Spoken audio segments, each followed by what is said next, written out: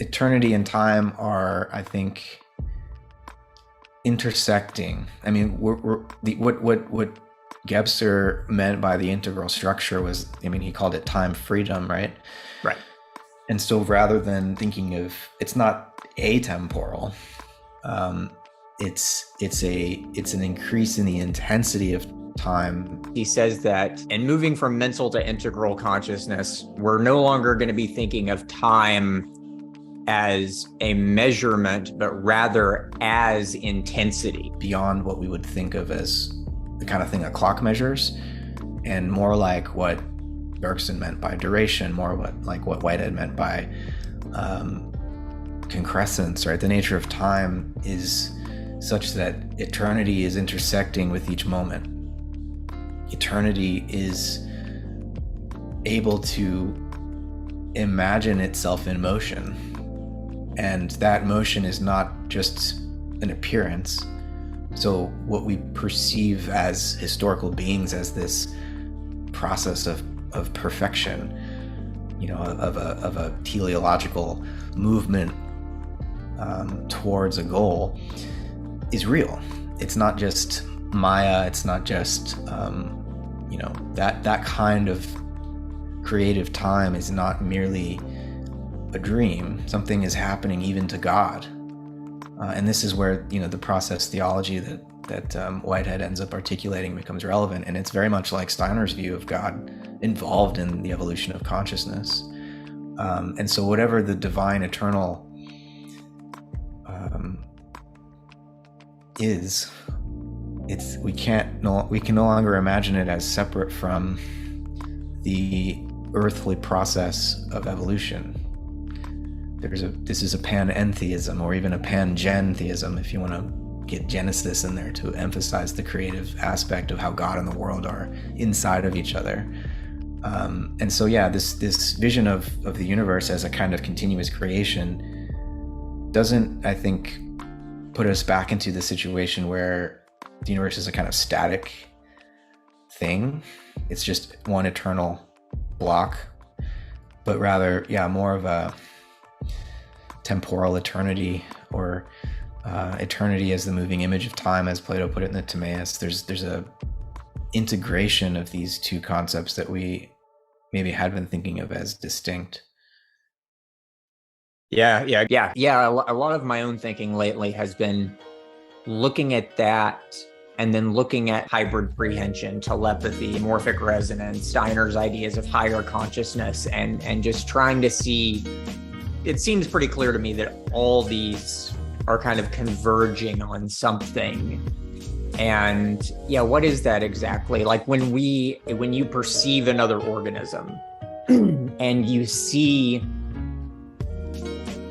not just that which you are sensing physically, but the spiritual within the physical that is giving rise to the physical, I can certainly understand how that is seeing something that is metatemporal, that transcends time to some extent.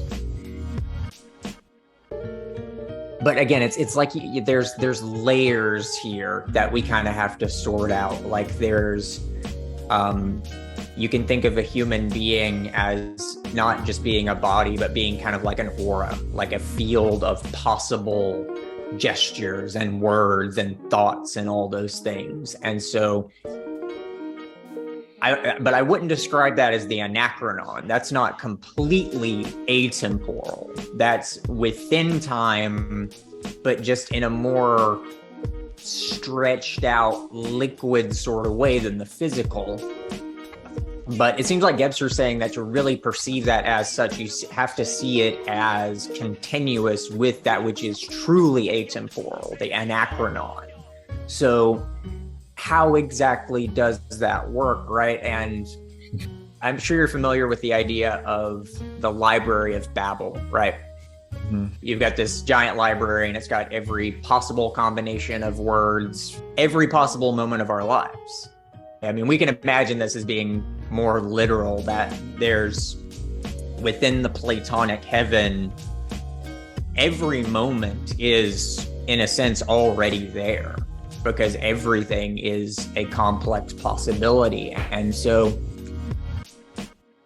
yeah, I haven't quite fully fleshed that idea out, but I think you can see what I'm getting at is trying to line up how the temporal is somehow a navigation of the atemporal, something like that. Mm-hmm. Yeah, I mean, yeah, how do the eternal and the temporal coincide? And a truly integral consciousness would not, I think, eradicate history by participating in the achronon or this time freedom, but rather, fully inherit history and take that as real, but also have that vision of history inflected by the primordial vision of God, of the perfect possibility that history could become. And so we can simultaneously apprehend the eternal perfection that is the mind of God, while we're also perceiving the pain of history and seeking reconciliation of the two. I mean, God has a relationship to the world, and that has consequences for God's experience. And the realization of this marriage between the eternal and the temporal is the salvation of the world. I mean, that is the redemption of suffering. That is the transfiguration. I mean, that's what we're here to do. And it's, it's not an idea, really. It's more of a deed. Brilliant, brilliant. Yeah. I'm also thinking again of what you said about Chardin and the way that the sphericality necessitates us kind of meeting one another. Yeah, I mean, that's Steiner's vision too of the way that West and East will meet, and the importance of what each of these two cultures, these two modes of human being have been incubating in themselves as they have been sort of developing somewhat independently, but there's no escape from the future convergence between East and West again. And there's a violent way that can happen, and there's a more sort of deliberate, conscious way that can happen. And which way it goes remains to be seen, but that there will be this integration of human beings, whether in a final conflagration or in a just final ignition of our hearts and the potential that we have to commune at that level. But one way or another, it's coming.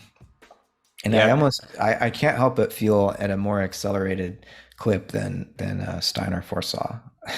Unless I'm impatient, but it seems to be rapidly approaching. Things that he saw happening hundreds of years from now are rapidly approaching.